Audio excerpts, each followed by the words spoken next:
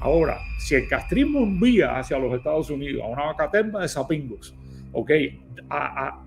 Y lo pone a hablar en una caterva de medios que nadie mira, porque muy poca gente lee los medios esos de Cuba y ¿cómo se llama? La joven Cuba y todas las tonterías de eso, que eso casi nadie le da bola. Pero ellos tienen los medios preparados, mandan a los tipos y los tipos empiezan a publicar y a decir en esos medios, ¿ok? No, las MIPIE no tienen nada que ver con el gobierno, las MIPIE son una solución para la sociedad cubana. La maquinaria militar industrial de Gaesa no se va a favorecer con las MIPIE. Ellos están creando la información que entonces Emily Mendral la puede coger y decir, estamos en presencia de una posibilidad de influencia dentro del régimen cubano, porque fíjate que todas estas personas emigrados que acaban de llegar dicen que las MIPIE no son del gobierno y las MIPIE van a... Todos los cubanos sabemos que no hay una sola MIPIE que no sea del gobierno, y si la hay va a durar lo que un merengue en la puerta del colegio, ¿me entiendes?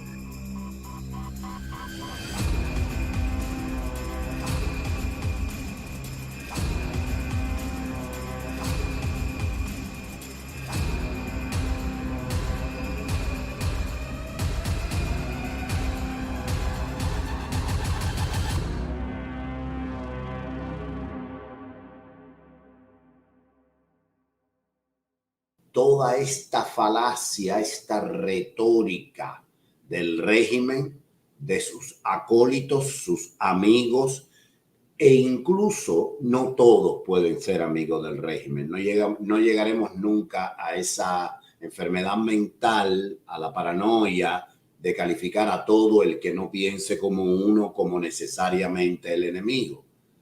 Pero aparte de que sí hay mucho, está también el utilizado, backhandedly used, por carambola, hiperbolizado por elipsis, de manera oblicua, que te utilizan a ti, que eres una buena persona, pero tienen un diálogo de una cierta manera, una narrativa, y entonces te empiezan a... ¿Y qué mejor para entender estos canales de comunicación, infiltración, penetración? Me estoy poniendo cachondo con esto de infiltrar y penetrar. Bueno, vamos a dejar esto ahí. Y toda esta acción que fijar algunas categorías, no voy a decir categorías filosóficas, pero algunas categorías dentro de este lenguaje que la gente dice de la inteligencia. No, es el lenguaje de cómo acceder al poder y la riqueza. El que te lo quiere bloquear y tú que quieres acceder. El grupo que piensa que es posible que la mayor cantidad de gente acceda, aunque siempre habrá gente que no, pero que la mayor cantidad posible acceda, y los que abogan porque sea un número de iluminados, de gente calificada, los que se lo merecen, que después nos van a dar una mascada si nos dejan, como dice la canción mexicana. Los cubanos venimos de regreso del futuro. It doesn't work. Tenemos que mantener lo que tenemos, por imperfecto que pueda parecer. ¿Y cuáles son estas categorías que queremos ver? A lo mejor no nos da tiempo a ventilarlas todas, pero yo le voy a, como en la escuela, le voy a decir cuáles son los objetivos. La teoría leninista de la revolución. No se preocupen que no vamos a estar una hora hablando de esto. No se preocupen, no va a haber diarrea. La propaganda, y esto es válido en cualquier parte, en cualquier bando, atención. Agentes de influencia. Conglomerados de influencia. Una cosa son los agentes y otra cosa son los conglomerados. Medidas activas, active measures. Una palabra que hemos sentido. Bueno, decían que la laptop de Hunter Biden era una medida activa de Putin. Coño, qué medida activa más real, que resulta que existió y existe y la están embarajando. Asesinatos del carácter. Es decir, vamos a hacerle una cama a fulano para acabar con él. Y que no solamente lo hacen con sus enemigos declarados. Mira, Bob Menéndez se lo intentaron hacer y creo que volvieron a la carga. Eso es un problema de Bob Menéndez y sus contradicciones. y las religiones gramscianas. Antonio Gramsci, 1920, Partido Comunista Italiano, fundado en la ciudad de Livorno, en la Toscana, una ciudad costera, como La Habana, igual costera. Y en síntesis, era el que decía que había que penetrar a esta sociedad, la nuestra, aprovechando las propias instituciones, los resquicios, los intersticios y todos los espacios que la sociedad daba para con esos mismos espacios derrotarla y construirla, bla, bla. Debo decir que después de su viaje a la URSS, Gramsci regresó muy desilusionado, pero esa es otra historia. Nosotros vamos a hablar de lo que tenemos frente a nosotros. No, hay que hacer una introducción que tiene que ver de dónde sale esto, ¿no? Yo no me dedico habitualmente a temas de esto, de espionaje ni nada de eso. Yo me dedico a la historia de los comunistas cubanos y todas las barbaridades que hicieron para llegar al poder, ¿no?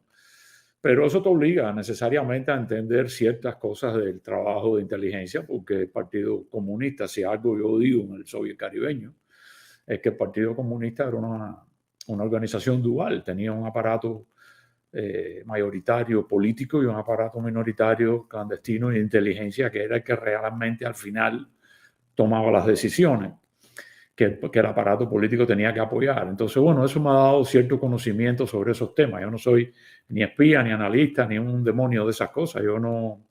Entonces, un lector, hay una periodista en Cuba, que creo que está en Cuba, se llama Camila, si me recuerdas el nombre, te lo agradezco, porque... que también trabaja en Cubanet.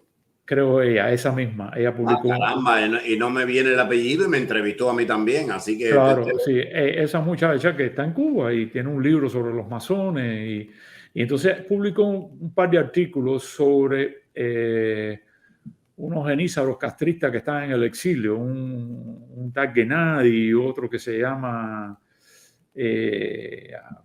mí se me olvidan los nombres. Isidoro, Isiquín, una cosa de esa. Uno de esos, el Leodoro, un nombre de esos.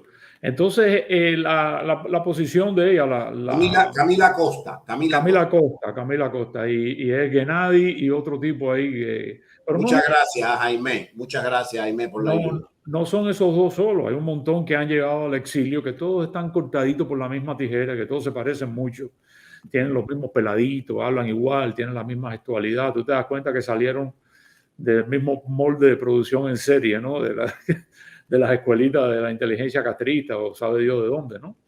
Pero a raíz de esos artículos, que yo los vi anunciados, Tania Quintero me mandó los headlines, ¿no?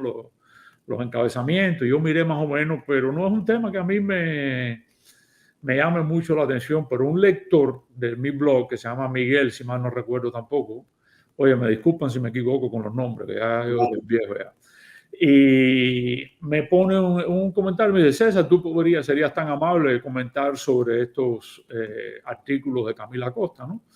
Yo fui y me leí los artículos con mucho gusto, ¿no? Y lo primero que salta a la vista es que, bueno, ella dice que esos individuos tienen todas las características de ser agentes de influencia.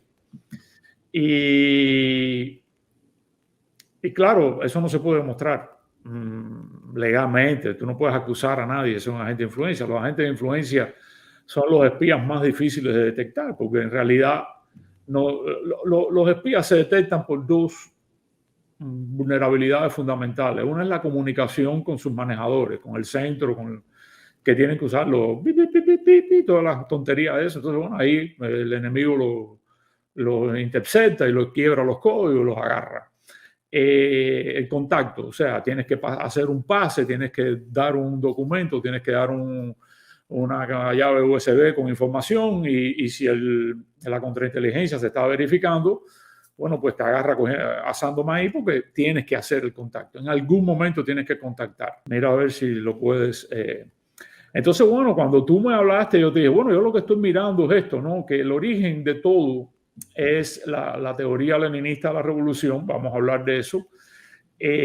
Hay que hacer una diferencia muy importante entre qué es la propaganda, ya sea la propaganda de un periódico específico o de un conglomerado de periódicos nacionales o internacionales y las operaciones de influencia, ¿ok? O las operaciones de los agentes de influencia. ¿Qué son los agentes de influencia? ¿Qué son los conglomerados de influencia? ¿Y qué son las medidas activas?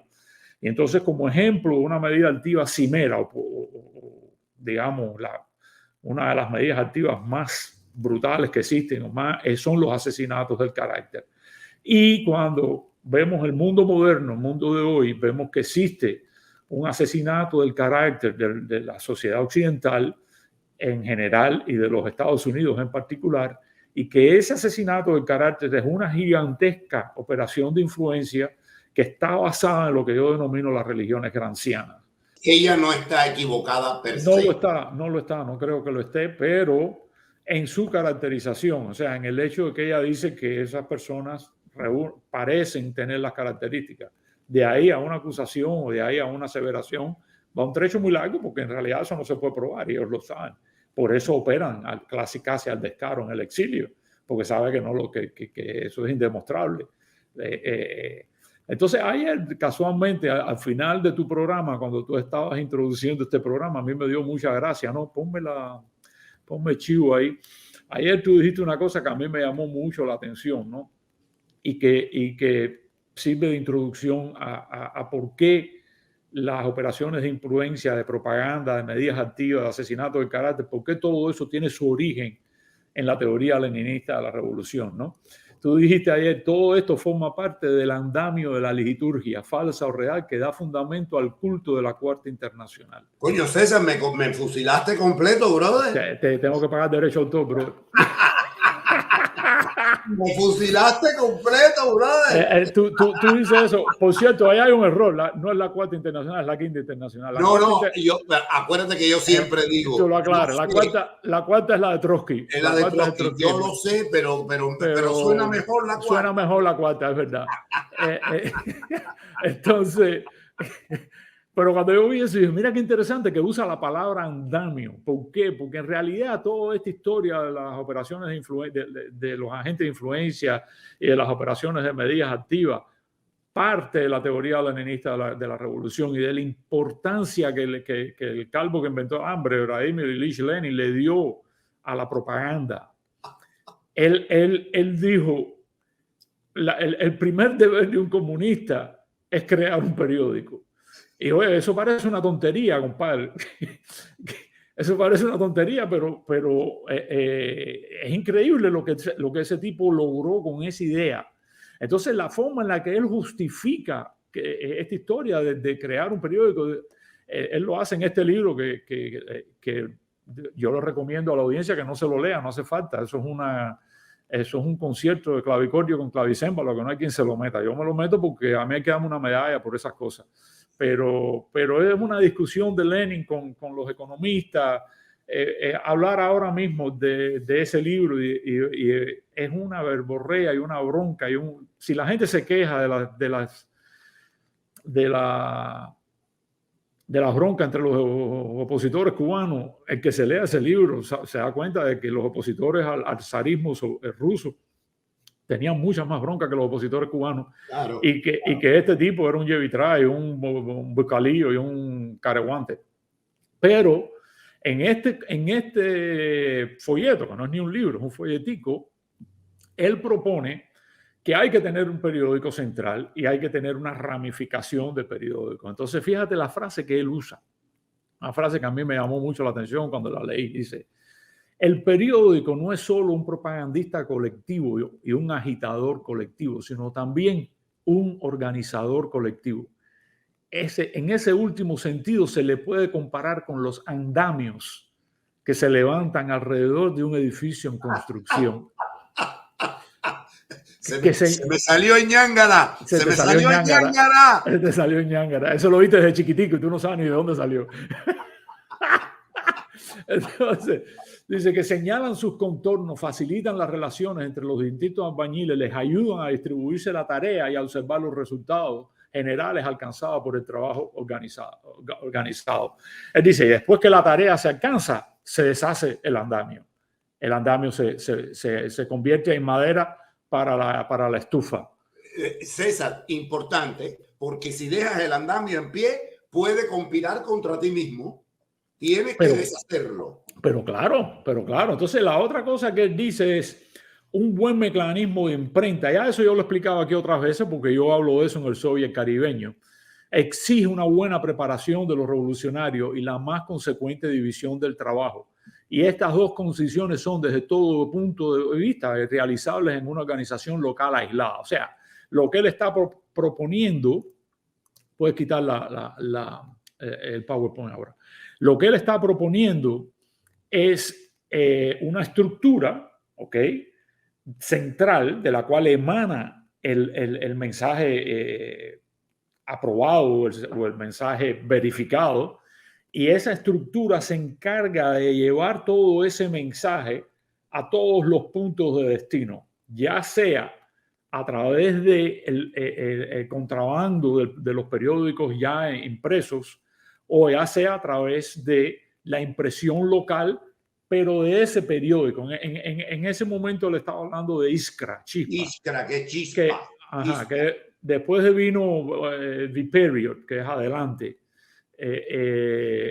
Pero él lo que está diciendo es la estructura clandestina que tú creas para generar, imprimir, contrabandear y distribuir un periódico es una estructura de trabajo clandestino que te permite escoger los mejores cuadros para el trabajo clandestino.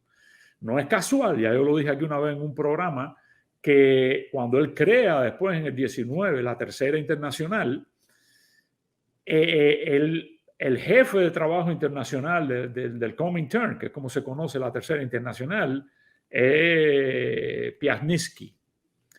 Joseph Piasnitsky. Y Joseph Piasnitsky, antes del triunfo de la revolución, de la revuelta bolchevique contra Kerensky, del golpe de Estado bolchevique contra Kerensky, Piasnitsky era el jefe de la distribución clandestina de Iskra y The Period en Rusia. Tenía toda una estructura, una infraestructura de agentes que lo pasaban por la frontera, porque en aquella época Rusia tenía frontera con Alemania a través de Polonia. Alemania tenía ocupada Polonia y los países bálticos. Y el tipo tenía toda una infraestructura que le permitía hacer eso, y después viene el cuadro idóneo para el trabajo internacional, que inicialmente es un trabajo europeo del Comintern. Él era el jefe de eso y es el trabajo que empieza a hacerse en contubernio o en colaboración con la GRU, con la inteligencia militar soviética, desde el principio, desde el 19. Entonces, ¿qué es lo que pasa? Que es esa maquinaria de propaganda, inicialmente utilizada para influir sobre la opinión pública rusa en contra del zar, la que deviene tan efectiva y tan engrasadita y tan probada en su capacidad de influencia, que cuando Rusia deviene la Unión Soviética y la Unión Soviética empieza a exportar la revolución y empieza a hacer todo su trabajo internacional, ellos se dan cuenta que pueden trasladar a la experiencia internacional la efectividad que ellos lograron con ese sistema de propaganda y de periódicos y de agentes en Rusia, la pueden llevar a Europa y eventualmente al mundo internacional. Entonces, ese es el origen de las medidas activas, ese es el origen de los agentes de influencia. Ellos se dan cuenta de que si tú tienes una teoría de la revolución que dice usa todos los resquicios, para penetrar la sociedad burguesa y dinamitarla desde adentro, y usa al mismo tiempo toda una maquinaria de propaganda que te va a permitir influir sobre la opinión pública, pero también te va a permitir, como tú tienes gente infiltrada dentro de toda la estructura social, te va a permitir que esas personas se conviertan en vehículos de las informaciones que a ti te interesa pasar. Ese es el origen de las medidas activas y de los agentes de influencia en el mundo moderno. O sea, después de del triunfo del golpe de Estado de los bolcheviques, ¿no? Entonces, por eso es importante hacer esta salvedad, porque Camila Acosta habla de agentes de influencia, pero esos agentes de influencia no son personas importantes. ¿Pero por qué logran su influencia? Porque son parte de un conglomerado de propaganda, de un conglomerado de medios que les permite, a partir de 4 berracos, crear toda un estado de opinión que entonces es recogido por los verdaderos agentes de influencia para influir. Por ejemplo, a la Emily Mendrala, asumiendo que sea un agente de influencia, ¿no? Si ella quiere influir sobre la administración Biden, ella no puede llegar y decir, las MIPIs esas son independientes del castrismo. Porque van a decir, ¿de dónde tú sacaste eso? ¿Y cómo tú lo sabes? ¿Cuál es la...? Ahora, si el castrismo envía hacia los Estados Unidos a una caterva de sapingos, ¿ok? Y lo pone a hablar en una caterva de medios que nadie mira, porque muy poca gente lee los medios esos de Cuba y la, ¿cómo se llama? La joven Cuba y todas las tonterías de eso, que eso casi nadie le da bola. Pero ellos tienen los medios preparados, mandan a los tipos y los tipos empiezan a publicar y a decir en esos medios, ¿ok? No, las MIPIES no tienen nada que ver con el gobierno, las MIPIES son una solución para la sociedad cubana, la maquinaria militar industrial de Gaesa no se va a favorecer con las MIPIES. Ellos están creando la información que entonces Emily Mendrala puede coger y decir, estamos en presencia de una posibilidad de influencia dentro del régimen cubano, porque fíjate que todas estas personas emigrados que acaban de llegar dicen que las MIPIES no son del gobierno y las MIPIES van a... Todos los cubanos sabemos que no hay una sola MIPIE que no sea del gobierno, y si la hay va a durar lo que un merengue en la puerta del colegio, ¿me entiendes? Pero es así como ellos trabajan creando los medios que nadie lee, que nada más se leen entre ellos, que nada más circulan entre ellos, ¿entiendes? Mandando los propagandistas a decir una determinada idea, metiendo esa idea dentro de esa caja de resonancia y dándole más exposición de la que realmente debería tener para que los verdaderos agentes de influencia agarren esa información y la pasen y la usen para influir sobre el gobierno que sea, en este caso sobre el régimen Hussein Biden, ¿no? Pero podría ser cualquier otro gobierno. Todo eso parte, paradójicamente, o de una forma asombrosa, de la teoría de la revolución de Lenin. Entonces, el mundo occidental durante muchos años estuvo ajeno a esas operaciones de la inteligencia soviética, a pesar de que son tan viejas como la revolución, como el golpe de Estado bolchevique, como la mal llamada Revolución de Octubre. Porque si te fijas, ya yo hablé aquí una vez cuando hablé de que el socialismo es hambre y de todas las hambrunas que ha pasado Rusia, la del 21, la del 31, la del 42 que venía, pero le pusieron el tubo potaje del Lend on Lease, del préstamo y arriendo, la del 46 que no la mencioné, dicho sea de paso, y después la famosa que cuando Nikita, que tuvieron que comprar el trigo americano. En ese programa yo comenté el hecho de que cuando ocurre la primera hambruna, la del 21, que es completamente culpa de los bolcheviques, completamente culpa de los leninistas que se llevaban los granos de semilla, los granos que los campesinos usan como semilla. Y entonces hubo una epidemia de tifus y empezaron a morirse millones de rusos. Y los americanos entran, 200, 300 americanos, en el famoso libro The Big Show en Bololand, y del origen de la palabra bolo, por cierto. Y Lenin, cuando ve eso, Lenin los autoriza.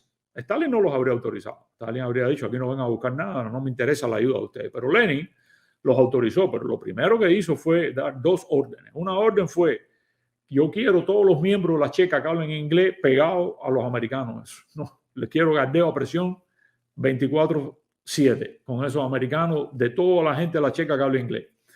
Y lo segundo que quiero, llamó a Willy Musenberg y le dijo, oye, móntame una operación de propaganda. Empieza a pedirle a los obreros europeos dinero para ayudar a la hambruna en Rusia. No te van a dar nada, porque los obreros, fíjate, en la posguerra, los obreros europeos tenían 1 kilo. Pero no importa, vamos a usar eso para decir que la hambruna la paró la Solidaridad Internacional Obrera y no los 300 americanos. Y compadre, así fue.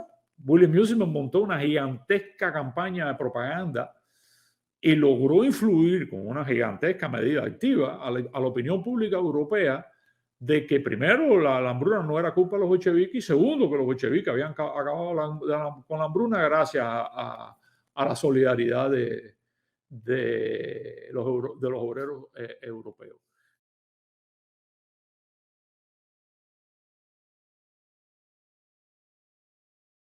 Señores, yo soy Andrés Albuquerque, este es nuestro espacio y nosotros no nos rendimos.